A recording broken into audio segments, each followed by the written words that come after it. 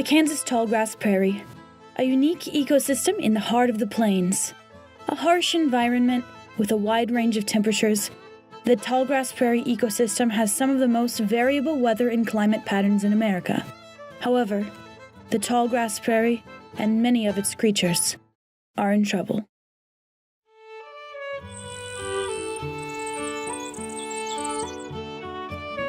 Dr. Alice Boyle is an assistant professor of biology at Kansas State University. She is studying the effect of climate variability and weather patterns on grassland birds of Kansas with the help of a research grant from the National Science Foundation. Grassland birds are in very steep decline. They're one of the most rapidly declining groups of birds in North America. We want to understand why they're declining and what we can do to stop those declines. We're losing a lot of grassland habitat. We just keep on losing native grasslands, mainly to agriculture. The whole middle third part of the country was prairie at one time. It was made up though of shortgrass prairie, mixed grass prairie, and tallgrass prairie. Of that tallgrass prairie ecosystem, less than 4% remains today. But this is not the only problem our grassland avian friends are facing. Kansas is known for one thing above all else. Toto, I have a feeling we're not in Kansas anymore. With the deadly combination of destructive weather and loss of habitat, birds of the Kansas grasslands are in danger of extinction. Dr. Boyle and her colleagues have been collecting data from the Konza Prairie Ecological Research Station to learn more about the habits of our feathered friends. If it gets too much hotter, we're going to be running up against some absolute physiological limits that birds can tolerate. But maybe even more important than that, we're going to see changes in rainfall regimes, precipitation, and probably longer, more severe droughts. And when we get rain, probably more severe storms. By capturing birds and marking them with their own individual color combinations, researchers learn more information about these animals by studying their habits and understanding more about their adaptive capabilities. What we're looking at is just kind of the breeding behaviors and spatial and temporal decisions that the birds make on where to live. And so I'm one of our field technicians, and so I go out, I help catch the birds, do surveys, find nests, monitor the nests.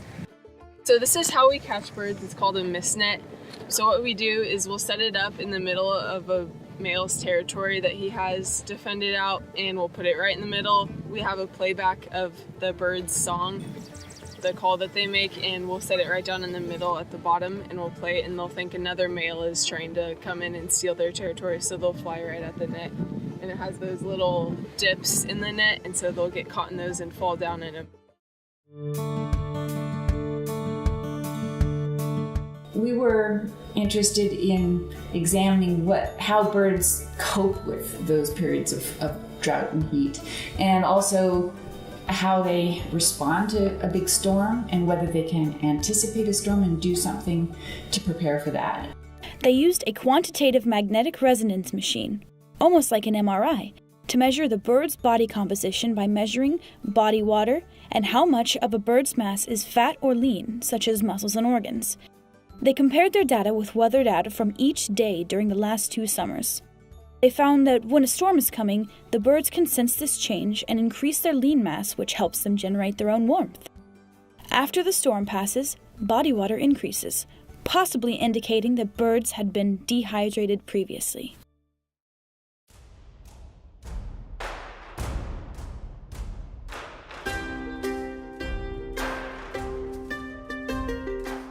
Bad weather can be bad news for young fledglings, too.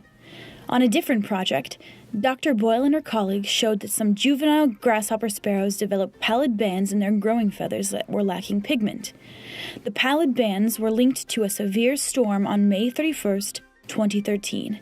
The storm produced golf ball-sized hail and a 2.5-mile-wide tornado. Dr. Boyle and her team concluded that this storm created stress for the young birds that were only just beginning to grow tail feathers, and the tail feather bands were a result of inadequate food.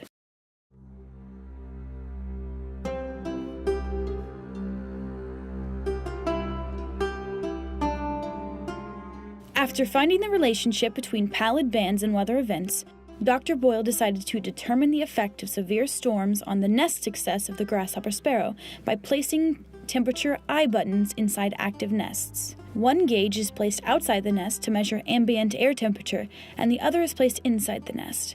Dr. Boyle and her students track the female's activity using this temperature information.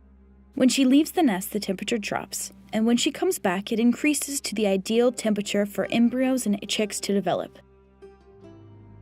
This is a nest temperature graph from July 12, 2016. The National Weather Service's data for that day states almost 5 inches of rain fell with up to 60-mile-an-hour winds. At 3:26 a.m., the rain starts and the air temp drops 3.5 degrees Celsius, and the female bird left her nest around the same time.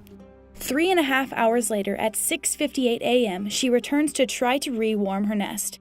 But at 4:03 p.m., she fails to warm her nest and abandons it completely. The nest and air temperatures equalize. The nests of most of this grassland bird species are on the ground, and those nests fill up with water sometimes.